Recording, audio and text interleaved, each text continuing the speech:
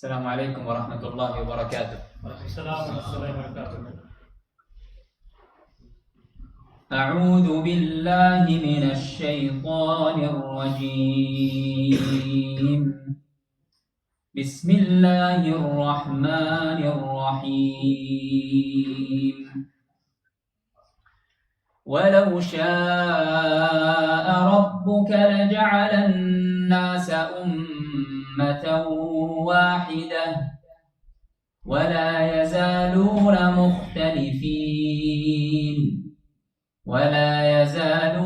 مختلفين إلا من رحم ربك ولذلك خلقهم وتمت كلمة ربك لأملأن جهنم من الجنة والناس أجمعين وكلا نقص عليك من أنباء الرسل ما نثبت به فؤادك وجاءك في هذه الحق وموعظة وذكرى للمؤمنين وقل للذين لا يؤمنون اعملوا على مكانتكم إنا عاملون وانتظروا إنا منتظرون ولله غيب السماوات والأرض وإليه يرجع الأمر كله فاعبده وتوكل عليه وما ربك بغافل عما تعملون. بسم الله الرحمن الرحيم. ألف لام را تلك آيات الكتاب المبين إنا أنزلناه قرآنا عربيا لعلكم تعقلون. نحن نقص عليك أحسن القصص بما أوحينا إليك هذا القرآن وإن كنت من قبله لمن الغافلين. إذ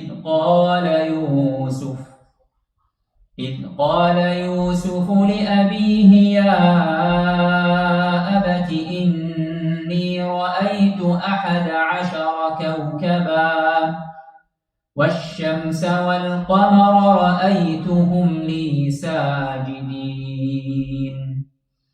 قال يا بني لا تقصص رؤياك على إخوتك فيكيدوا لك كيدا إن الشيطان للإنسان عدو مبين. وكذلك يجتبيك ربك ويعلمك من تأويل الأحاديث ويتم نعمته عليك وعلى آل يعقوب كما أتمها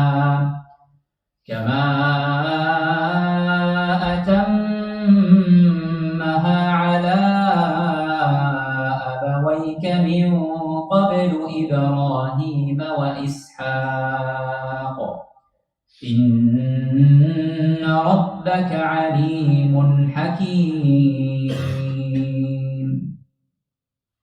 ما شاء الله جزاك الله خير. إن الحمد لله نحمده ونستعينه ونستغفره ونعوذ بالله من شرور أنفسنا ومن سيئات أعمالنا من يهده الله فلا مضل له ومن يضلله فلا هادي له. أشهد أن لا إله إلا الله وحده لا شريك له وأشهد أن محمدا عبده ورسوله صلى الله عليه وعلى آله وأصحابه أجمعين وبعد السلام عليكم ورحمة الله وبركاته. وعليكم السلام ورحمة الله وبركاته. Ahlan wa sahlan bikum. Welcome to each and every one of you. First and foremost, we praise Allah subhanahu wa ta'ala and send peace and blessings upon his final messenger Muhammad sallallahu alayhi wa sallam. I want to say thank you to the Islamic Dawah Center for inviting us today in this, which is a series of talk that we are giving about with hardship comes ease. With hardship comes ease. I want to also thank the One Ummah, a charity organization, for bringing to the attention of the Muslims the distress other Muslims are facing in the world. Because we are one body after. Yes. If one part of the Muslim Ummah hurts, then the other party will also, the other part of the Ummah will also hurt as well. That is the essence of being one nation, inshallah. And Jazakumullah khair, I haven't forgotten you. Thank you for staying here as well. May Allah reward you. And may Allah keep us sincere today and let us benefit from this muhadara, the lecture, as well as some qiraat from our wonderful Sheikh, which I'm going to be troubling you every so often, Sheikh. That is okay? Yeah, of course. Inshallah. Okay. Amma ba'd. So when we hear the beautiful verses of Allah subhanahu wa ta'ala, no doubt it will touch our heart. Yes? Yes, it should. Khayr kalam Allah. Yes? The best of speech is the speech of Allah subhanahu wa ta'ala. None can repeat or make these sort of verses themselves. It can only come from who? Allah subhanahu wa ta'ala.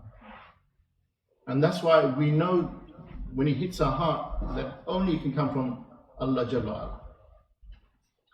But Allah, as well as expecting us to appreciate the beauty of the qira'ah, wants us to have tadabbur, which is to have comprehension of what is being said. Those verses that we heard Sheikh mention, we may come back to that, to hear them again. They're very relevant to the talk that we have today, which is about with hardship comes ease. In Arabic we say فَإِنَّمَا عُسْرِ يُسْرًا. إِنَّمَا عُسْرِ يُسْرًا. Look to what Allah says. So with hardship comes ease, and again Allah repeats it, rarely with hardship comes ease. What are we hearing here? فَإِنَّ مَعَ with فَإِنَّ مَعَ, okay? الْعُسْرِ يُسْرًا.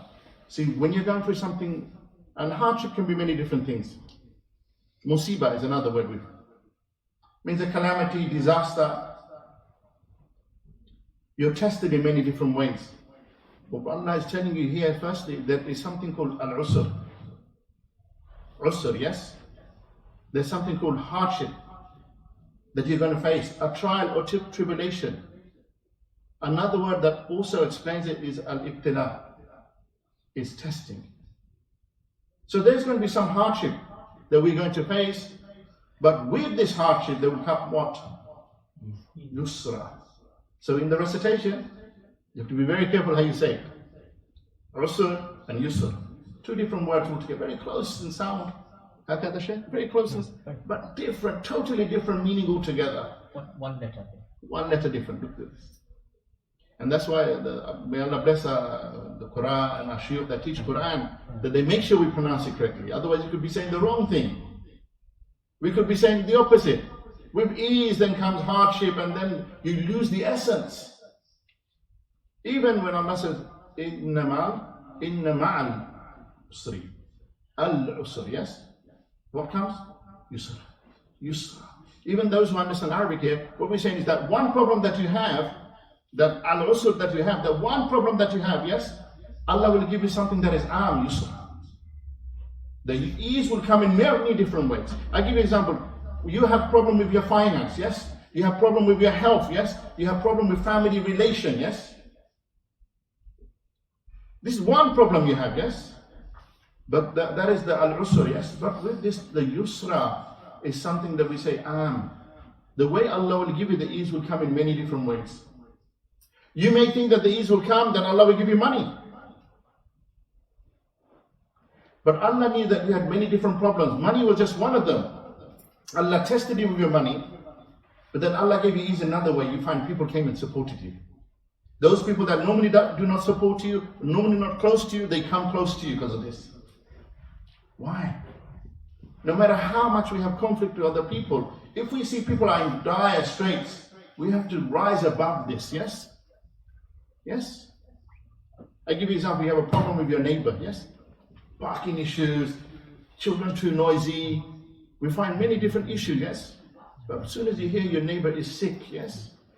If you were to hear your neighbor, yes, you argue with them all the time, yes? What's the suddenly, may Allah save us from this, you suddenly hear the news that they have cancer. This is something common now, yes? How would you be towards them? Would you now start thinking, oh, he's parking and that? No, you'd be making dua for him, that Allah gives him shifa. You will go and visit him. The first thing you will say to him is what? La ba's. Inshallah. Don't worry. This is the person that causes you so much trouble, but when you hear this is a calamity, you must have something in your heart that feels some compassion towards them.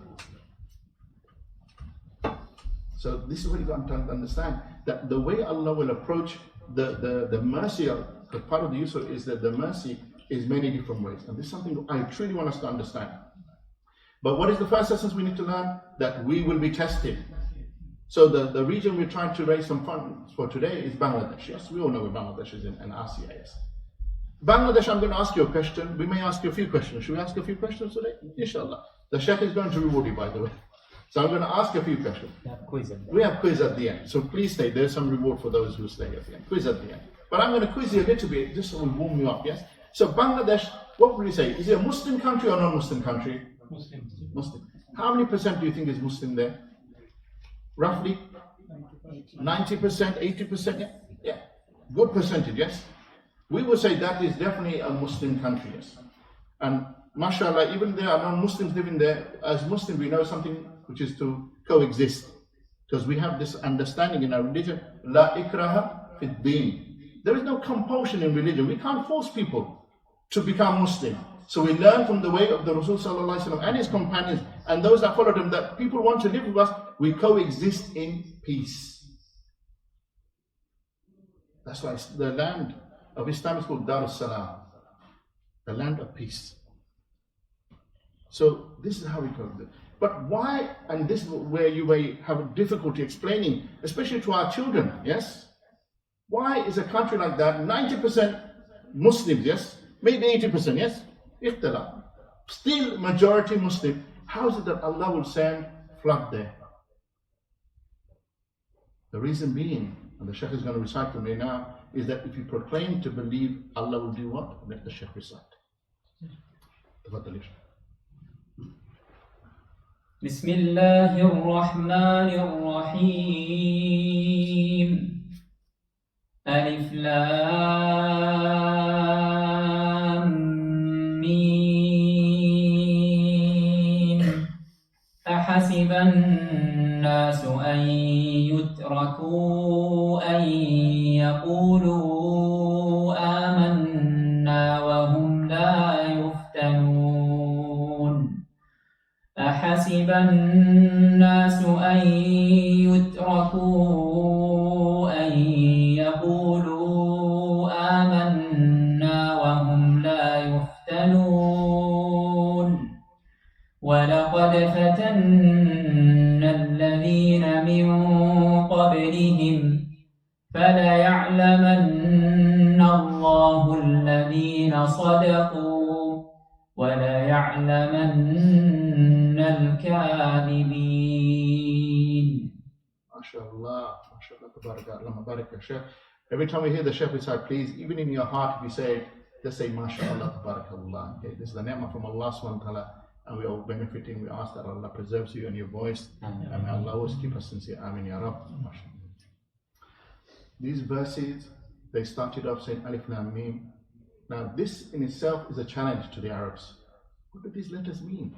They never ever used to speak Arabic where they said letters, Alif, Lam, Mim. They never did this. So this was a challenge from Allah subhanahu wa ta'ala. I mean, you are Arabs, yes? You think you are the expert in this language, at the highest level of it, but we challenge you just with these letters. Dumbfounded them. And then it continues and says, does mankind think, ahasiban nas, not to the believers, yes? Does mankind think that if they say that they believe that they will not be tested? So what we are learning here is the almighty sunnatullah.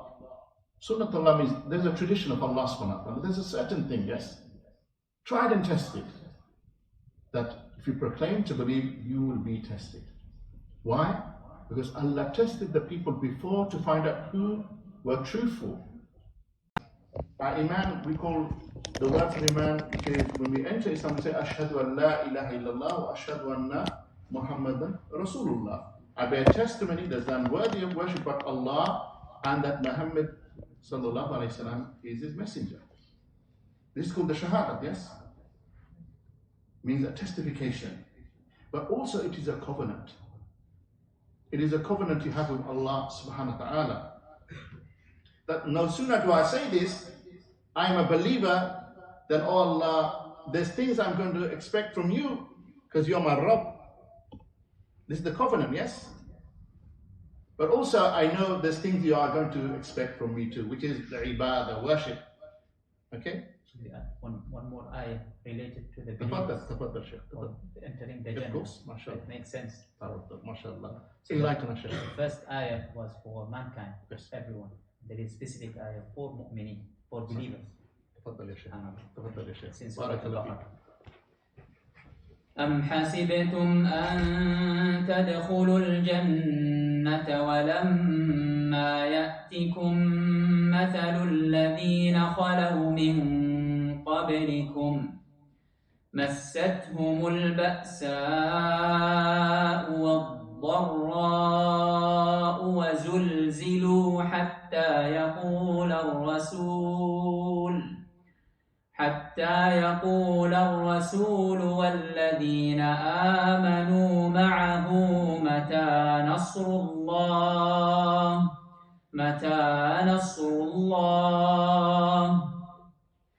ألا إن نصر الله قريب. MashaAllah. I'm not going to give you the verse or the reference because this is going to be the quiz. So, inshallah ta'ala. Otherwise, I could give it away, and I'm not going to. But this is the thing, we need to know when the Quran is recited, what portion of the Quran it is, yes? This is what means having a connection with the book of Allah Azza wa Jal. So, do the Am hasibtum an tadkhulul jannata. Do you think that you will enter Jannah? This is speaking to who? The believers, yes? This is not an-nas, yeah? La yadkhulul jannah illa mu'min. Okay? You will never enter paradise except you're a mu'min. Okay? Jannah is not the place for sinners or those who belie Allah subhanahu wa ta'ala. If you are amongst the sinners or those who belie Allah subhanahu wa ta'ala, there is a different state for you. And maybe even for some sinners there's a way of purification, and then once you're purified, you will enter Jannah. Do you think you're going to enter Jannah without to be tested like the people before? How were they tested? Ba'sa wa dharra wa zulzilu. They were touched by ba'sa. Ba'sa is like a poverty. Wa dharra, harm, physical harm. Wa zulzilu, a shaking. Now, zulzilu does not here just necessarily mean earthquake. It means your iman is tested to the point that your heart is shaking, sometimes with fear. Then as the verse says, حَتَّى يَقُولَ الرَّسُولُ وَالَّذِينَ آمَنُوا مَعَهُ مَتَى نَصْرُ اللَّهِ. Then until the Prophet and those that believers that came with him, they will say, مَتَى نَصْرُ اللَّهِ. When is the help of Allah coming? I mean, this is what I'm talking about, yes? The hardship. You will get to a point where your iman is tested to the point you're thinking, subhanAllah, is there any hope now, yes? I mean, we're only in sound. And then Allah replies in the best way, Allah inna nasrullahi qareeb. For the believer, yes, verily, the help of Allah is close. Why did he get to that stage?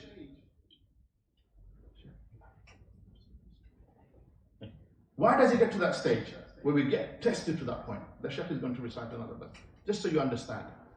Beautiful verse, will give us understanding. آمن الرسول بما أنزل إليه من ربه والمؤمنون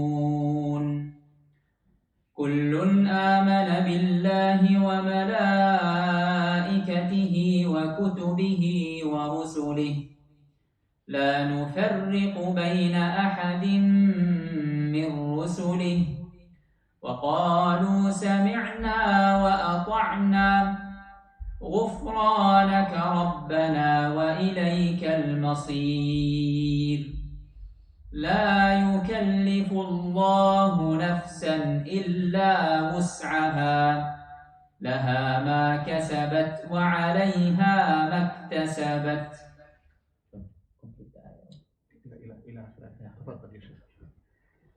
لها ما كسبت وعليها ما اكتسبت ربنا لا تؤاخذنا إن نسينا أو أخطأنا ربنا ولا تحمل علينا إصرا كما حملته على الذين من قبلنا ربنا ولا تحملنا ما لا طاقة لنا به واعف عنا واغفر لنا وارحمنا أنت مولانا فانصرنا على القوم الكافرين.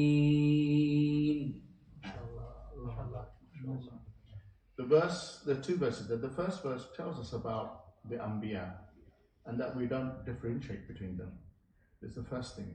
Part of our Iman is to believe that the prophets, they're all, subhanAllah, they have a lofty station in the eyes of Allah Azza wa Jalla. Remember this, yes? If you ever hear anyone say something bad about a prophet, question the text, yes? Because they are the best of creation, yes? If you hear any prophets, yes? And again, the Shaykh will ask you questions, but when you hear any prophet mentioned in the Quran and somebody says something dubious about this prophet, like we find in other religions, questioning. Okay? Questioning. Because we don't differentiate. All of the prophets, they had great, subhanAllah, great characters. And that's why there are examples for us to follow. There are examples for us to follow. And because of the level of the Iman, one of the things that we find that they were tested the most. But for us, as the Shaykh, I asked him to recite the verses because لا يكلف الله نفسا إلا وسعها. Allah would never test you beyond your limit. Sometimes we think we've hit the limit. No, Allah truly knows your limit. People go through horrendous things. People go through some difficult things. Subhanallah, we are shuyukh, we're here to serve the Ummah. We're in the khidmah of the Ummah Muhammad sallallahu alayhi wa sallam. We hear a lot of things we can't tell you because a lot of things is said in privacy. Sheikh is an Imam and a Khatib, myself as well. I'm a counselor. I meet a lot of people and I hear a lot of things that our people are going through. Yes. Sometimes even for us, we feel for the people. We have this empathy towards them. But we have hope in Allah subhanahu wa ta'ala to resolve their situation. Sometimes it is a dua. Sometimes we have to give them advice into how to rectify their situation. When people are tested, Allah is testing you in many different ways because Allah truly knows what you can handle. And sometimes this test may seem big to you, yes? But you needed this test. You took Allah subhanahu wa ta'ala for granted. You took the dunya and the ni'mah that you had in the dunya for granted. You never once turned to Allah subhanahu wa ta'ala. You never once turned back to Allah subhanahu wa ta'ala. You are ruining your akhirah. You're bedazzled by the dunya. Many people are like this. So that is why a calamity comes. That is why you're tested. And some tests are very big. People, they lose many different things. We're going to talk about the things that you're tested with. But the main thing for us to understand is that when the test comes, the believer has to do something. And that is to be patient. To have sabr. Shaykh, I can trouble you one more time, please? Please, and then I give you a bit of a break. You sure? I'm here to save everyone. You know me, I could just let the Shaykh recite and mashallah, alhamdulillah. But I think it's important that we expand as well, mashallah. But tafaddali, Shaykh.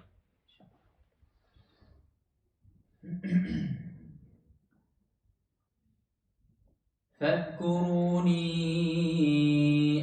أذكركم واشكروا لي ولا تكفرون يا أيها الذين آمنوا استعينوا بالصبر والصلاة يا أيها الذين آمنوا استعينوا بالصبر والصلاة إن الله مع الصابرين ولا تقولوا لمن يقتل في سبيل الله أموات بل أحياء ولكن لا تشعرون ولنبلونكم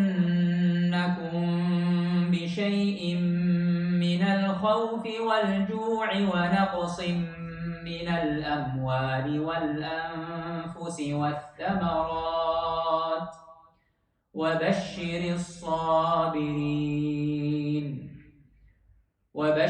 الصابرين الذين إذا أصابتهم مصيبة قالوا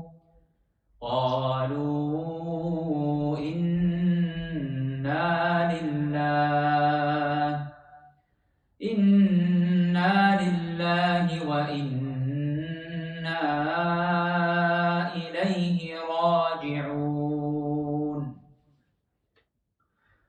أولئك عليهم صلوات من ربهم ورحمة وأولئك هم المهتدون. جزاك الله خير شيخ. ما شاء الله. ما شاء الله تبارك الله.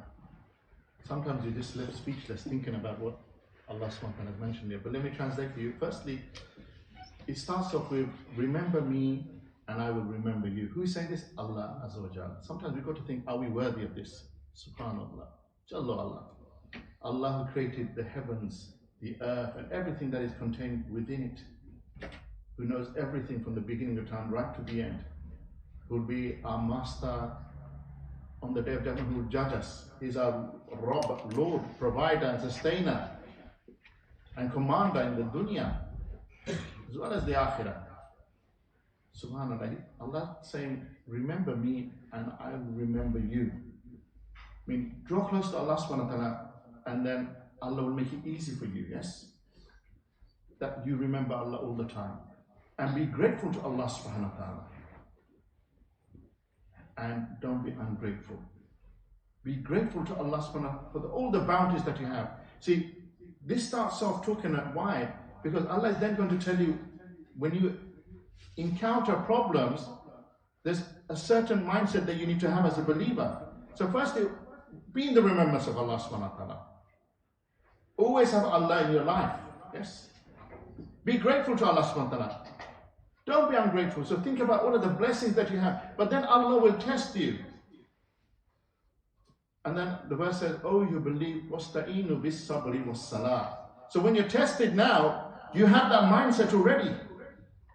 Seek help with who? Allah subhanahu wa ta'ala. Sabr was salah.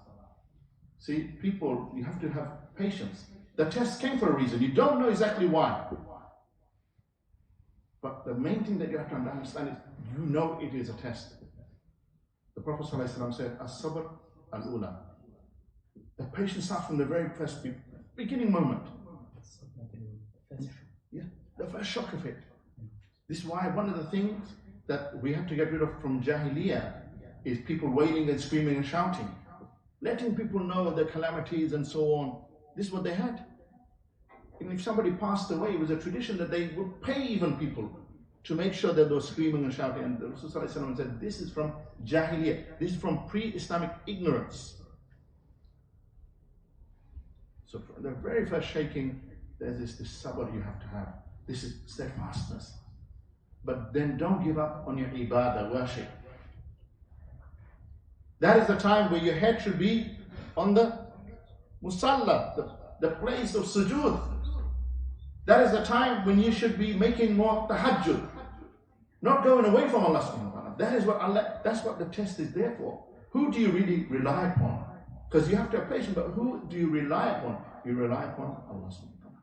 And that's why the verse continues that people who go and strive in the path of Allah subhanahu wa ta'ala, and they lose their life because they're trying to protect Islam and the religion, yes. They said, don't grieve over these people, they are alive, Allah is sustaining them. But we will test you with many different things. Bishay'in. What is the thing, the categories? Khawf. Wal-ju, yes. We will test you with the things. Khawf, fear, ju, hunger. Naqsim min al-amwal wa anfusi wa thamarat. Look to this. We're going to test you with a few other things. Decrease in wealth. Nafs, yeah. You may be yourself. You'll feel some illness. People around you, they may be harmed. And loss of harth. Harth means farming land, crops. Look to Bangladesh, the example that we have. Those people, sometimes people have this notion that Bangladesh is a poor country and so on. Yes, there's poverty in every country. But then there's also a region that people try to do well. And poverty is relative. A poor person, a rich person is something relative. Does that make sense? I'll give you an example. You have a nice car, lovely big house, you have a big business, but you always want more. You always want more. You're never content. Yet this man lives in a village. He has a little hut. He sells biscuits for a living. He sells some sweets. He sells little things, but that is his livelihood, alhamdulillah. He thinks, alhamdulillah, why? Because there are people worse than him that maybe have to go and beg. And even then we have to have mercy for the people. So there are people trying to make a go of things like, but when a natural disaster comes, like the flood, that is when it will test you. Now this test, when the flood comes, it's a test for them, but it's also a test for us. What are we going to do about this? How are we going to help them? Are we really ummatan wahida? Are we really one nation? This is the test. You have to consult your heart. And that's when the test is something that is for the whole of the ummah. When one part of the ummah is affected, the rest is affected as well. So I want to focus a little bit, now that we understand that testing is part of the sunnatullah. Who do you think are the most tested? Muslims or non-Muslims? You tell me. Muslims. You would think that, yes? Anyone knows the fiqh al-waqi', the reality of the world, you see all the time Muslims are being tested, yes. And this we said is sunnatullah. But the most tested of people, listen to this, أشد الناس بلاء الأنبياء ثم الصالحون فالأمثال فالأمثال. The most tested of people are who? Prophets. That's why we said, if your iman was a shield to not be tested, then the Anbiya would not be tested at all. But they were tested, yes. Then those who are righteous, فالأمثال فالأمثال.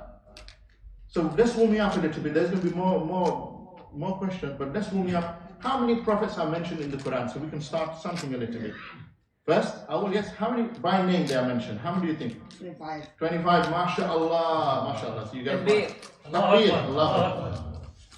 Just to warm you up. Just to warm you up a little bit, yes? Because you don't want to leave it at the end. We have this.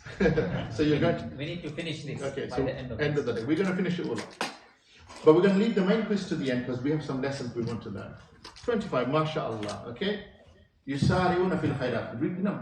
Don't be shy, okay, mashallah. Yusari'una fil khairat. Compete in the good deeds. Now, from amongst them, Allah subhanahu wa ta'ala mentions in the Quran, amongst them there are some who are known as ulul azm. Ulul azm, yeah? Maybe a question of how many prophets mentioned in the hadith. Okay, Sheikh would like me to answer. So how many prophets? We have 25 prophets mentioned in the Quran, but the hadith actually tells us the number of prophets overall. Does anybody know? How many do you think prophets were sent to humanity? Hands up so we can come to you. No, the one, Sheikh at the back. I think 313 roughly. 313? Let's see what else. So 313, anyone? How many prophets? There is a difference between prophets and messengers, by the way. Oh, sorry. Afwan, yes? Okay, we need to come on, don't be shy. Give a number. 120,000. 120,000. We are close. Close. Is little bit Zada. 200,000? Less than that, because we have text. Very close. We know we'll give you a price. Listen, we'll give you a price. 124,000. Let's give the brother a price. Takbir. Allahu Akbar. And the last one, because we have a beautiful story we want to don't tell mind you. yet? You don't mind yet? This is okay, mashallah. And we said, Ulul Azm, mean those who are Ulul Azm, yeah, those are the most, how can I say Ulul Azm? Who showed the resolve. Resolve, yeah, the greatest resolution, yeah, the Allah resolve. tested them as Yeah. well more. And the Prophet ﷺ said, look to them to learn about resolve, how to remain steadfast, have patience and so on. There are 5 main prophets. Let's get somebody else, because you've got chocolate eat. Somebody else. Who are the 5 main messengers and prophets? Ulul Azm. Does anybody know? And try to give it in the order. It's okay. Nuh alayhi salam, yeah? Who's saying this? Yeah? Sheikh, tafaddal. Complete the list. Nuh alayhi salam. Isa alayhi salam, Musa alayhi salam, Musa alayhi salam. So we're going to share this. Musa alayhi salam. Ibrahim alayhi salam, and there's one more prophet. Muhammad sallallahu alaihi wasallam. Okay, so we're going to give 1, 2, 3. These people, inshallah. Yes. Barakallah fikum. Why did I mention this? We are going to open up now. By the way, I just need to know what time you're going to make adhan, so people don't forget. Is it quarter to? Quarter to? Okay, that's fine. The time will enter, but we'll make the adhan at quarter to. Yes, okay. So we'll finish our program by then. So here is another part. Yeah. I want to take the example of only one prophet for the rest of the talk now, yes, because we need to understand it. Those of mashallah people recite of the Quran, and we want tadabbur of the Quran. So we're going to take some lessons from the life of none other than Yusuf alayhi salam, yes? And if you remembered, you heard some recitation. I want the Sheikh just to recite the beginning part of that again, just so I can tell you why we start with the story of Yusuf alayhi salam. And the story is quite long, so we're not going to have the time to give the full story. I'm going to give portions so we can take some lessons, yes? And then the Sheikh will recite. Maybe about 3, 4 lessons we're going to try to take, inshallah. Tafaddal ya Sheikh.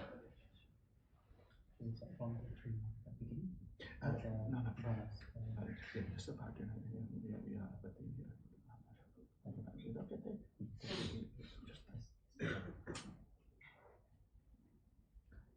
أعوذ بالله من الشيطان الرجيم إذ قال يوسف لأبيه يا أبت إني رأيت 11 كوكبا والشمس والقمر رأيتهم لي ساجدين قال يا بني لا تقصص رؤياك على إخوتك فيكيدوا لك كيدا إن الشيطان للإنسان عدو مبين. So Sheikh is just going to give the portion because it's a beautiful chapter. If you start reciting, you can't stop because we continue in chronological order the life of Yusuf alayhi salam.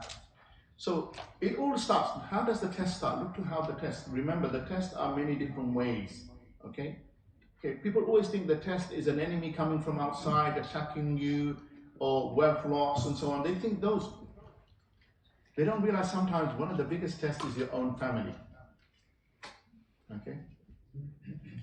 I know it's a private thing. People don't like to talk about family, but with Imam, people trust us, so they tell us a lot about the issues that they have. So one of the things we deal with family dynamics and so on, yes. Why is there conflict within the family? Your blood in the end of the day, yes. Why is there conflict? So this is one of the first lessons that we learn, yes. That Yusuf alayhi salam, he is the son of who? Does anybody know? Yaqub alayhi salam. I'm saying alayhi salam, which means prophets, yes. Yaqub alayhi salam, in total, does anybody know how many sons he had? 12. From amongst them, only one is Yusuf alayhi salam, yes. Now, look to this. I want you to understand this. So, mashallah, Yaqub alayhi salam is a prophet. Lineage goes back. Do you know where the lineage goes back to? Which main prophet? Ibrahim alayhi salam. Okay, type. You may think they are all sons of prophets. So, what is the mushkilah? What is the problem here? Yes? The problem started because prophets, they hope that one of their offspring may become a prophet. But it's not in the blood, they say. It's not necessarily in the blood, because nubuwwat is something that has to come from who? Allah SWT. Prophethood has to come. Allah has to choose you. I give example. Prophet ﷺ, when he got the revelation, and he was at the age of 40, we took him aback. Why? Because he is like immediate father or grandfather with the Prophet, so it was not something expected. But we call him Al-Mustafa, yes? Does anyone know what Al-Mustafa means? In English it means the chosen one. Allah chose him. And Allah chose him to be the one that was sent to the whole of humanity. So look to this. This is where the problem starts and the testing, yes? Because he says to his father after waking from one night, he said, "Oh father, I saw a dream, and in the dream I saw 11 stars, and I saw the sun and the moon, and I saw them prostrating to me." Look to what Yaqub alayhi salam says. He's a prophet, yes? So you understand what there's a meaning behind this, yes? Also, he's pleasantly surprised. Why? He now knows that Yusuf alayhi salam has been chosen. The other sons didn't have these sort of dreams. They didn't have this sort of quality. So he's now pleased. But he now pre-warns Yusuf alayhi salam, don't go and tell your brothers this news, that you saw this. Why? In case they plot against you, because who is the enemy? Satan. See, the hasad is something, if you don't, and what does hasad mean? Hasad means? Like jealousy, but envy, yes, there's a slight difference. Jealousy in English here, because hasad is hasad, but jealousy is this. I give you an example, you're married, and then what happens, so we say the spouse, you can work both ways, yeah. All of a sudden you find, so the wife sees the husband talking to someone else, but she wants attention. This is called jealousy. Or the husband sees the wife speaking to someone, and we're saying halal, by the way, not haram. We're talking, but jealousy, like, oh, why doesn't she speak to me? Why doesn't, so jealousy is very intense among spouse, okay? And only those who are married will understand, and those who are looking to get married, may Allah find you righteous spouse. Say Ameen. Ameen. You don't want a bad spouse. This is the biggest test. Subhanallah. Okay, so this is the thing, yeah, that is called jealousy. But hasad, yeah, and envy is slightly different in English, and I need to understand it because when I deal with people, I need to explain. Is your neighbor, yes? Your neighbor has a flash car, and you have, mashallah. Does anyone know if I say banger, what does a banger mean? Good, new car, old car? Old car. So you're still with me, I'm not too old yet. Okay. So that what you is like, you can't afford a car like that, so you want something bad to happen to that car. Yes, instead of saying MashaAllah, Tabarakallah, MashaAllah, and from the ni'mah of Allah, you start to have an ill feeling in your heart. You don't have to even say anything. You know that way the hasad work is from the qalb. From the heart it starts. So look to this. Yaqub alayhi salam, he is now telling, don't tell your brothers, because he knows. I give you an example. Any parent, mashallah, there are a few parents here, inshallah, you know what it's like when you have children, yeah? There's sometimes one is a bit more troublesome than the other. So and then one which is very good, but you have to have a balance, yeah? You can't always show your attention to the good one, and the one who's a bit troublesome, what is the troublesome? You need to find out, is it something that, so you have to have this balance, yeah? That they see you are fair. How do they need to see you? Fair. So, but the brothers, the other brothers, they didn't see Yaqub alayhi salam as being fair. This was the problem. Though Yaqub alayhi salam was fair, but it's in their perception, they did not see it, so they start to plot. They already think that Yusuf alayhi salam is favored. Yes. What is one of the qualities that Yusuf alayhi salam had? He had half of what? The beauty of mankind. He was very handsome. Okay, mashallah. And beauty is one of the things people incline towards, yes? Naturally, yes? It's one of those things. So they thought, yeah, he's already being treated as the favorite, though Yaqub alayhi salam is being fair to all of them, yes? So Yaqub alayhi salam knows, he said, don't tell them. If you tell them now, you can understand, you have dreams and these things coming. I mean, now you've been chosen as a prophet. And this is a problem. Why? Now they'll be even more jealous. They may envy, they may want something bad to happen to you. And they plotted this thing also. So it's very important that we understand that is where it all starts off from. Brothers, we need to curb this sort of hasad. Is one of the things that can spoil us in many different ways. People can act very erratic, yes? And look to this. The hasad from the brothers of Yusuf alayhi salam was so intense that what did they want to do? You tell me. Send him to another country. Kill him or send him to another country. Thank you for that, yes. SubhanAllah. And this is what happened. They plotted and schemed. They even tried to ask their dad, give us Yusuf to play. And Yaqub alayhi salam, oh, if I don't mention alayhi salam, I mean alayhi salam all the time, they are respected. Okay? So, even Yaqub alayhi salam, I fear that, you go and you take him to play in the woods and a dhib, which is a wolf, may come to eat. They said, yeah, but they are beloved father. If this was to happen, we'd be the losers, the 11 of us, how can this happen? Yes? But they plotted and schemed. And then they decided, one group wanted to kill, the other said, no, put him in a well and maybe then somebody can take him away to a far land. Yes. So they did this, yes? And they came back with a kameez to Yaqub alayhi salam. Sheikh's going to recite this part if you don't mind, inshallah. And they said what had happened. And there's a beautiful thing that Yaqub alayhi salam says that I want us to understand. Inshallah. Tafaddal, Sheikh.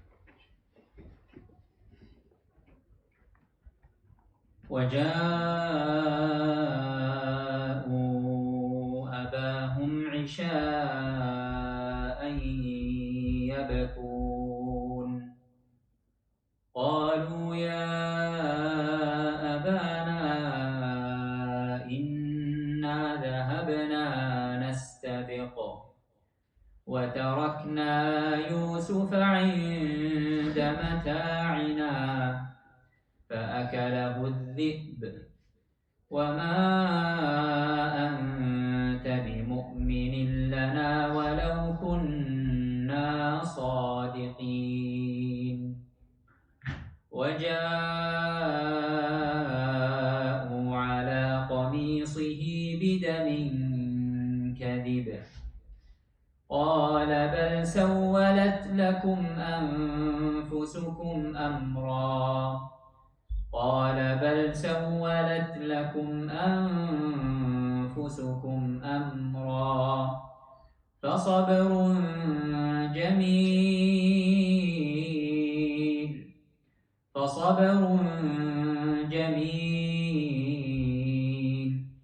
والله المستعان على ما تصفون.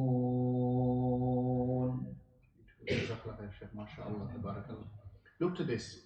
They plotted and schemed and they enacted their plot. And what did they do? They left Yusuf alayhi salam in the well and they went back with a shirt, the kameez of Yusuf alayhi salam, and they put some false blood on it and they took it to their dad and they said a wolf ate Yusuf alayhi salam. And look to the way they say at the end, but you're not going to believe us. Even the way they say, like when in English they call spinning a yarn. Have you heard this, spinning a yarn? When you're making up a story. Yaqub alayhi salam says there's no truth to this, but he says that I will have this beautiful patience and Allah, I will seek help against that what you describe. Whatever you're describing, because he doesn't know the true reality, what happened, but in his heart he believes that they have plotted and schemed and there's some falsehood in this. So how do you deal with the situation? He said, I will have what is known as a beautiful patience. So, sabrun jameel, ma ma'na sabrun jameel, what does it mean? How do we understand this? Because these words are said by Allah just so that we can understand that there's a certain thing called sabr and there's something else called sabrun jameel, mashallah. I'm going to give two of the qualities. Sheikh thinks there's more, mashallah. Sheikh, you say, and we just add to this, yeah? Just because it's important. So I believe sabrun jameel, from what the Mufassirin said, those who do the commentary of the verse, they said that you have this patience where you do not complain. So remember, the first time you hear this, you don't scream and shout, what? And so on, you just have that patience. Your body just takes the news and so on. So that is one of the qualities, that the adab that you have is of calmness, and you don't complain. So this is one of the things. So you hear the news and you don't keep complaining. So they never heard from Yaqub alayhi salam saying more than. And the second thing, and if Sheikh wants to add any more, please do so, inshallah, is leaving the matter to who? Allah subhanahu wa ta'ala. Sheikh, do you think there's a few more? Those two are enough? Kifaya? Okay. Sheikh saying that's kifaya, okay, inshallah. Just the one you said, that what Sheikh mentioned about the tawakkul. Ibn Qayyim rahimahullah, he mentioned that it's amazing that the top level of the sabr is the sabr ma'a shukr. MashaAllah. You are patient. With that, you are thanking Allah for giving you that test. You thank Allah for other things. Just, do we have time? Inshallah. A few minutes. Inshallah. just to reflect and relate. I always remember this, try to remember, and everyone inshallah try to remember we have so many stories, but this story is amazing. Urwa ibn Zubayr, who's his father? Anybody know? Urwa ibn Zubayr ibn Awam. Who is Zubayr ibn Awam? What do you think? Yes. Sahabi. He's a Sahabi. Yeah? Sahabi and nephew of Aisha radiallahu anha. So his son Urwa ibn Zubayr, he had an illness called al-ghargharina, almost like one of the type of diabetes. And the doctors advised him to cut his leg. He has to cut his leg. And he said, if there is no other choice, let's do that. So they cut his leg. And he fainted, of course, when they did. After he woke up, that's Urwa ibn Zubayr, after he woke up, they gave him two news. Many people might think it's bad news. It is bad news. They said, عظم الله أجرك في ساقك وعظم الله أجرك في ابنك. You have lost your leg, and sadly we report to you that your son has died.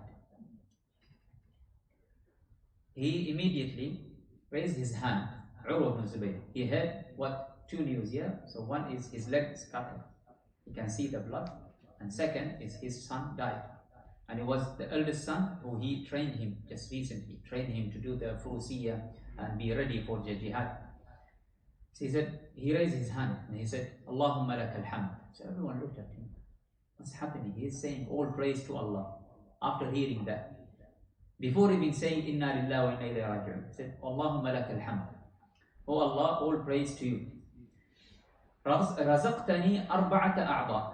You gave me four things, four limbs, 2 hands, 2 legs. You took one. Abqaytani thalatha. You have left 3. 2 hands and 1 leg. وَرَزَقْتَنِي اللَّهُمَّ لَكَ الْحَمْدُ. Oh Allah, praise, all praise to you. رَزَقْتَنِي سَبْعَ مِنَ الْوَلَدِ. You have granted me 7 children. أَخَذْتَ وَاحِدًا وَتَرَكْتَ لِي 7.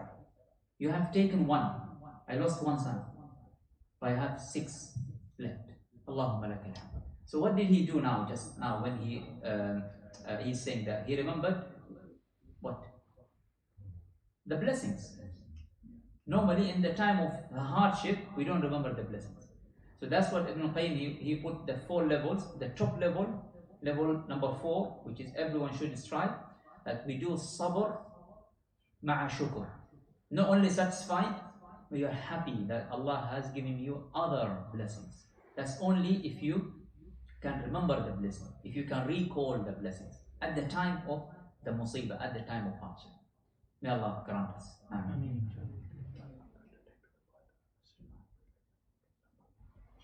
Okay, Barakallah, beautiful story. I mean, this is like, remember I said, Ashadda bala an-nas al-anbiya, thumma as-salim falamtar. The most tested of people are the anbiya, and those who are righteous. And when you want to hear about righteous people, this is the example. Because the Prophet ﷺ said they will be tested like this. As-salihun fal-amthal, and those similar to this. So if we could even be like close, a little bit close, like to the dust of the previous generation, you know, the way that they were tested. You mean, subhanAllah, they lost their families, when Islam was so, not just growing at the time, but had so many enemies. That's why we should be grateful that we are in the time where we have relative aman and peace and so on. So there's a beautiful example about the Shaykh. I want to mention one point here, that the fitna of Yusuf alayhi salam, that Yusuf alayhi salam faced was so much that he even asked Allah to put him in a prison. You know about this, always when we hear. So I'm going to edit the story a little bit because we're mindful of the adhan coming. And look to this. The fitna was basically, Yusuf alayhi salam, he grew up, yes? Remember, he's taken from the well to Egypt. He lives in the household of Al-Aziz. Aziz is the minister there. There's a whole story there. The Aziz has one of the most beautiful women in the city as well. But he is grown up in the household. The Aziz thought, I would either take him from a young age to be a servant, or we may even adopt. But he grew up to be a servant. He was not adopted. But when he reached maturity, like he looked like a man and so on. I mean, teenagers, sometimes we see this, don't we? Yes. Sometimes we find some 12-year-olds and mashallah, they're like taller than us. And well, how old are you, brother? And he's like, I'm 12. I said, MashaAllah, you got a deep voice. But you be like this, yes? You know, MashaAllah, yes? And then what happens is the fitna was that the wife of Aziz was after Yusuf alayhi salam. She locked the door and said, take me. To which he said, Ma'ad Allah, I seek refuge in Allah. When the people heard that the wife, she's high class, yes? Was after Yusuf alayhi salam, there used to be some gossip and so on. She brought the people to see who this person, but she got them to cut some food and so on, and then they brought him out, and then they were amazed. And then she said, this is the person that you've been gossiping about. Now can you see? If he doesn't obey me, then I'll make sure something bad happens to him. Look to this. The fitna is faced, yes? And this is the last lesson we want to give. Then we have a little bit of what does Yusuf alayhi salam say at that time? Okay. He could easily give up, but he doesn't. He says something better than this. قال رب السجن أحب إلي مما يدعونني إليه وإلا تصرف عني كيدهن أصب إليهن وأكن من الجاهلين فاستجاب له ربه فصرف عنه كيدهن إنه هو السميع العليم. Subhanallah, subhanallah. Prison is more beloved than what they are calling me to. And if I succumb to them, then I'll be amongst the ignorant. So Allah responded to that. Who would make a dua to go to prison? Can you imagine this? We have so much oppression when people are in prison. We want those Muslims to be taken out of prison, yes? But to safeguard himself, his status as a believer, he says, oh Allah, the prison is more beloved to me. And obviously we know the story continues, yes? So Allah responded to it. I want us to understand, these are the lessons we have, my dear brothers, that we need to understand when the Quran recites this. It is, yes, it's beautiful recitation, and may Allah grant us all the tawfiq to recite beautifully, yes? And let there be many Quran huffaz in our ummah. Say Amin Ya Rabb. But let us have tadabbur, let us understand that there are lessons for us that if we just take a little of these 2 or 3 points and apply, inshallah, then may Allah grant us hayat al-tayyibah, good life, inshallah, and even a better akhirah. Say Amin Ya Rabb. I'm going to ask the Shaykh, inshallah, to start a little quiz, and then we're going to finish with a dua, and then we will have the adhan. So Shaykh, tafaddali, so yours now, inshallah. Inshallah. Barakallahu feekum. Wa sallallahu ala sayyidina alhamdulillahi rabbil alameen. Time for this. Okay. If you can help me. Okay. Just you hold them, I'll help you. Okay, that's fine. I was hoping to hold it. It's fine. Okay. Shaykh likes to walk around. Maybe yeah. Take this one, Shaykh. I like to walk around. That's The why. Shaykh is going to walk around. Take it. But this one making noise. Let's try this one.